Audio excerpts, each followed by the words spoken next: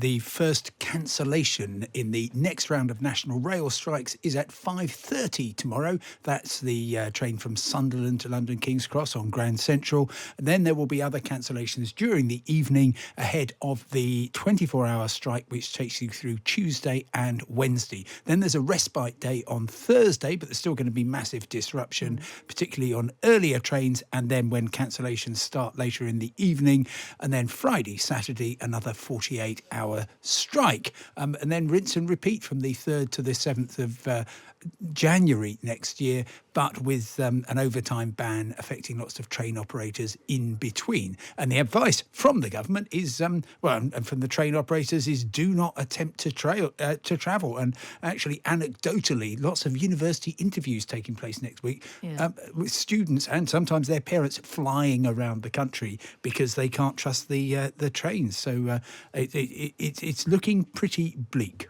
I mean, some people will have no choice but to travel because they do need to get from A to B. And, at this time of the year, as you said, lots of people moving around the country, student university interviews, but also students coming back from university to get home for Christmas. And then you've got perhaps relatives coming from overseas or, it's one of the busiest times of the year. So this really is going to have a huge impact. Well, it all depends, actually, on where you are and what time you need to travel. So there are going to be more trains running during this bout of strike action than there have been in any of the previous 6 months 6 months since strikes began. We've had 8 days of national strikes and then another 3 days when it was called off at the last minute. So you will be able actually to travel on most of the main intercity routes. For instance, from Edinburgh to London, there's 9 trains running on Tuesday and Wednesday.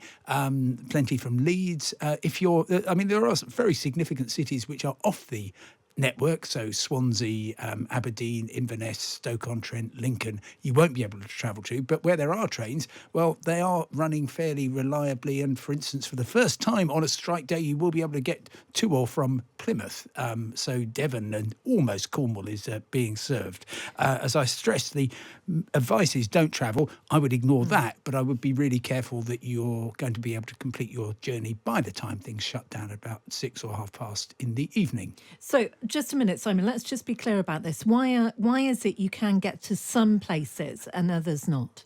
Because the main effect of these national strikes is that network rail signallers go on strike, and you have to be able to replace those. There's a number of non-union members, lots of managers who can come in and run a kind of skeleton service on about half the Great Britain network between 8 in the morning, say, and 6 in the evening.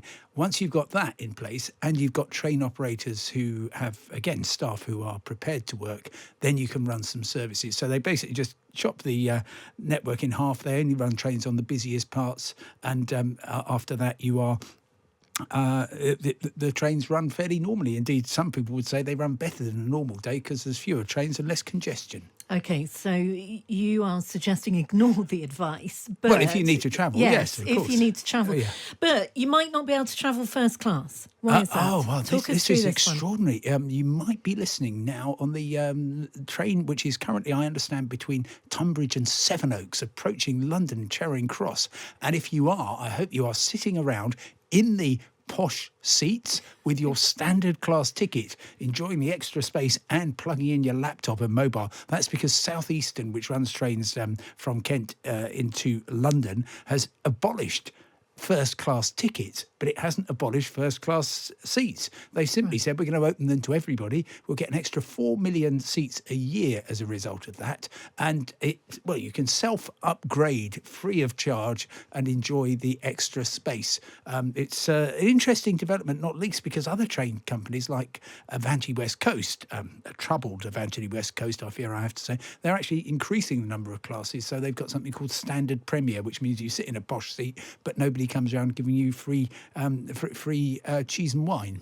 Bring your own drinks and food. Just very quickly, Simon, before we let you go, the outlook for airline passengers. Strikes at airports by UK Border Force. Remember, it's only 6 airports that are going to be affected. the top three will be, that's Heathrow, Gatwick and Manchester. On the 23rd of December, UK Border Force staff will walk out. Military have been trained up to replace them. Also going to affect Birmingham, Glasgow and Cardiff, but probably not so badly. Depends who you talk to. Manchester says there will definitely be preemptive cancellations to reduce the stress on the system. Gatwick says it's all going to be fine. Heathrow, which is going to be, I think, most affected, says it doesn't quite know at the moment. But if you are flying, just assume it's all going to go ahead. EasyJet says if you've got a flight booked, then you can change it for another day if you don't want to fly into one of those airports on the day. Otherwise, your airline, your holiday company will assume that everything is going to go okay. All you can do is wait.